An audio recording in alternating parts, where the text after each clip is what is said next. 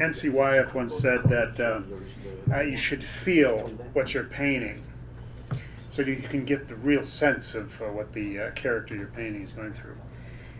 I was in one bad fist fight in my life. And why anybody would want to go through that again is beyond me. It was in high school, it was bare knuckle, and I just kept my head down, and he kept pounding on it, which may account for certain things in life.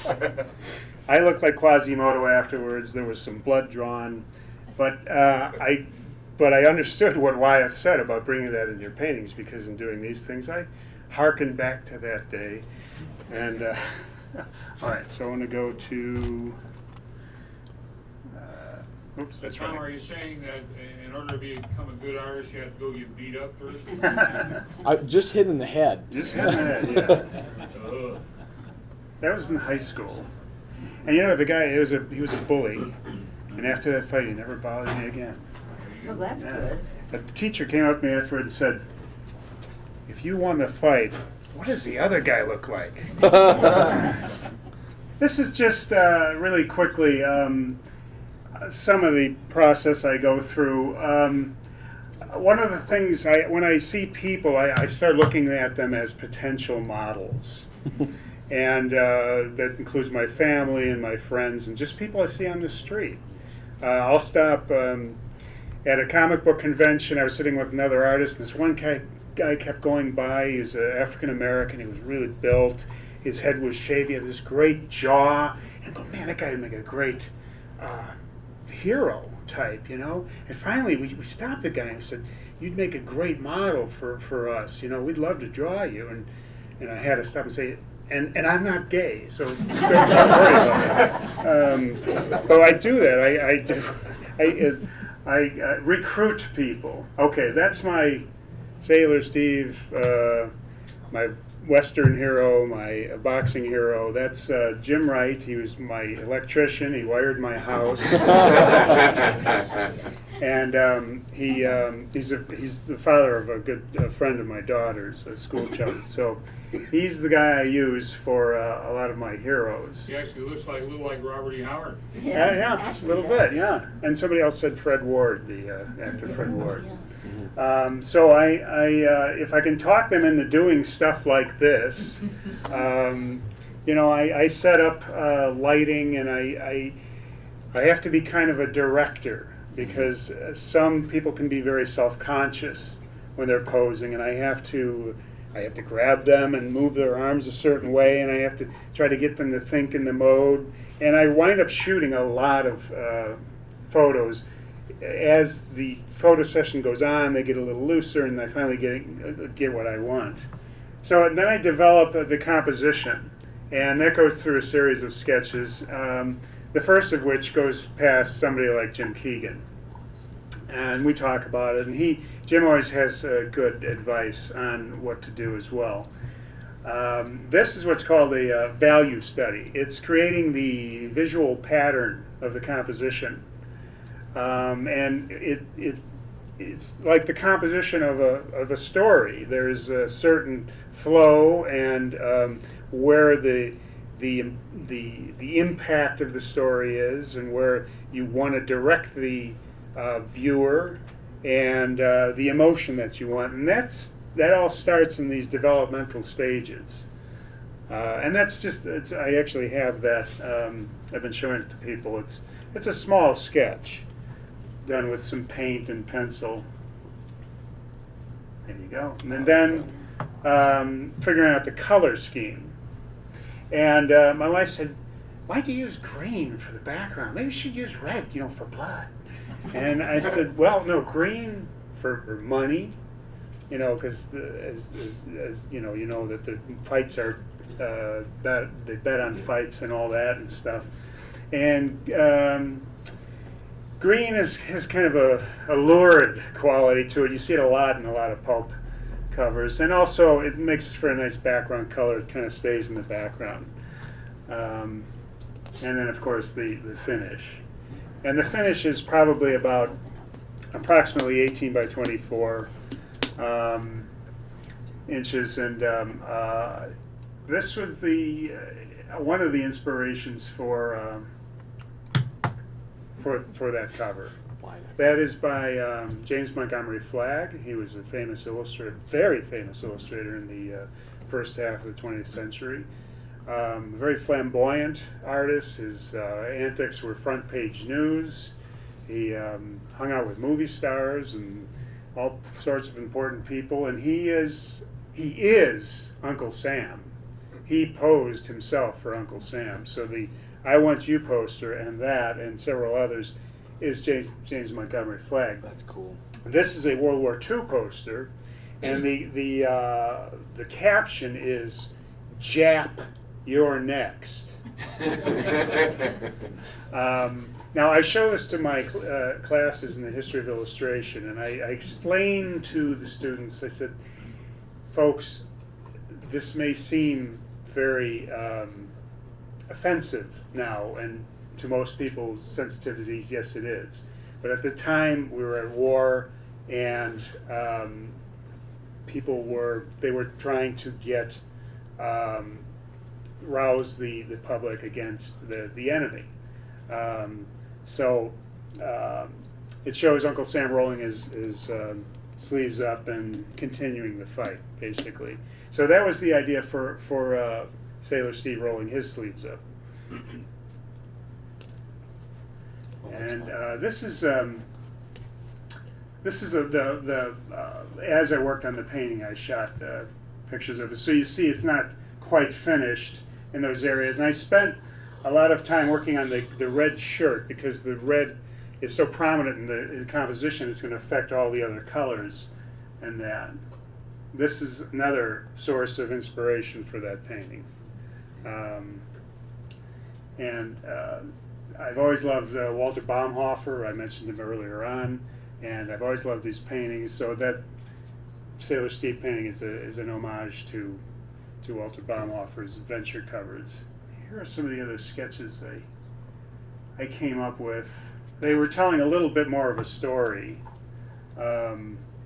with Sailor Steve protecting a girl in both of these, and this guy egging him on. And these are very rough sketches. This is what I would run by Jim Keegan. But finally he said, let's just simplify this one. And he said, take the other people out and let's do this, zoom up on Sailor Steve, and we'll do that. So that's how that happened. Oh, and here's Jim Wright once again posing. That's cool. Wow. He's, I didn't have to change much. Jim pretty much Wow. looks the part. So I did. Maybe it's that foreshortening, but that forearm looks like Popeye's. Yeah. There's just Oh, wow. That's a ham and egger, man. There's the sketch for the idea. What else do we have? Oh, and here's some more of the process. Very cool. And I'm using Baumhofer again That's my favorite one. as a Yellow at the monkey. inspiration. So that's Sailor Steve. So let's go back. I have a few others here. Tom, I have a question about the materials that you use. Are those oil paintings? Yes. Mm-hmm.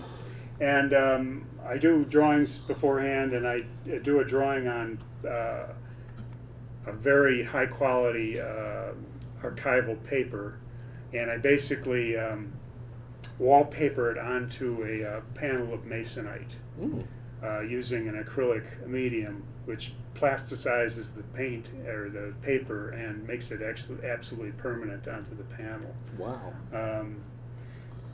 So that's Sailor Steve. Here's the Western. Once again, we have Jim as the model. Also, you have to have costumes on hand, costumes and props. Between me and my brother Gary and my friend Scott Gustafson, who did the Breckenridge Elkin cover, we have all sorts of costumes, and those guns are replicas. They're accurate replicas, because it's not something you can make up, so it's nice to have that stuff on hand. So we had a couple, I'm trying to get Jim to look like a tough hombre. It worked. I said, "No, give me that lyre, give me that." Yeah. That's Oh, yeah. that's my wife, by the way. And I actually did All right. put a torn shirt on her. I will plug my graphic novel character, if you don't mind. Mechanic Anna. When my daughter was a 3-year-old, she asked me where Mommy's car was, and I said, "It's broken. There's a man fixing it." And she said, "What man?" And I said, "A mechanic, Anna." And a light bulb went off. And I turned to my wife. I said, "I got it. This is a great idea for her character. She's Rosie the Riveter. She's going to fight Nazis. She's, and I'm going on and on and on about all this stuff." And so I created this character based on that name. And now I'm doing a graphic novel of it. And it takes place in the 1940s. And she's got some of my, I guess she's kind of my alter ego. She's first generation Italian. I'm second generation Italian. She lives in Red Hook, Brooklyn. She has this mechanical arm, her right arm. She lost her arm in the Navy shipyards in Brooklyn because she's a welder and a sort of a Rosie the Riveter character. And so the government gave her this prototype that they were building for the soldiers. And she's kind of like Popeye with this arm. And she gets these nicknames like the Right Hook from Red Hook. And and they also call her hydraulics and high heels. But she's kind of an outcast because of it. And you were talking about Howard's characters being loners. She's going to have some issues with that as well. People have been associating this with steampunk because of all the mechanicals going on there. That was not my intention originally, because I came up with this idea before steampunk really took off. But if they want to think this is steampunk, I don't want to argue with them. There's another inspiration. I get a lot of inspirations from film. That's Anna May Wong, the actress, silent actress. I always loved that photograph. So it was kind of the inspiration for the design of Mechanic Anna. And you see how her arms become part of the design of the dragon back there. Well, that was the idea of having, let's see. Oh, I also had to, research it quite a bit as far as what gears look like. And then, of course, there's the preliminary drawing. And I trying to do the same thing where her arms are such that it becomes the arc of the gears. And the idea is that she's part of the machinery and the machinery is part of her.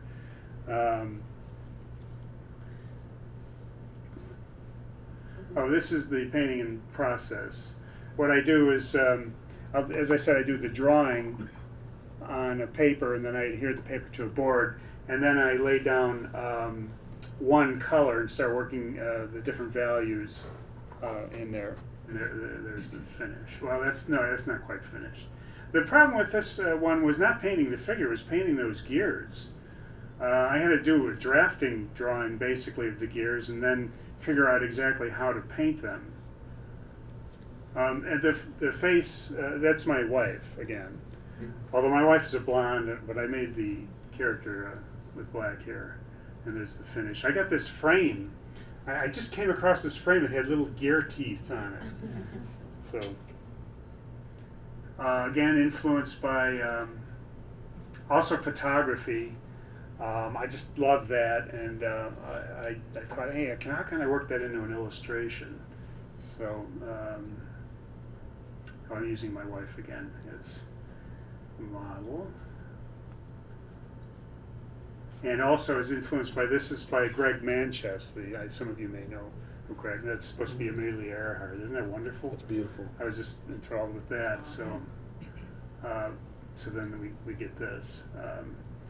And again, it's 1940s, it's New York, it's the war. She's an outcast. You see these people looking at her like she's some sort of freak or something. And that's going to be an integral part of the story because she's going to have to be dealing with that. I think that's it. Do you have an idea when the Mechanicana graphic novel is going to be available? I've had a few interruptions in the last year or two, and I meant to have it out by now. I'm hoping it comes out as an ebook first. There's a company called Madefire. I don't know if any of you've heard of it, but they're putting a lot of graphic novels out in electronic form. And once I get several stories done, I'll put it out as a trade book. But I'm hoping to have the first story done this summer. As soon as I get home, I'm working on that and the Sailor Steve covers. I told my wife, don't look for me. I'm going to be in my studio. Don't bother me.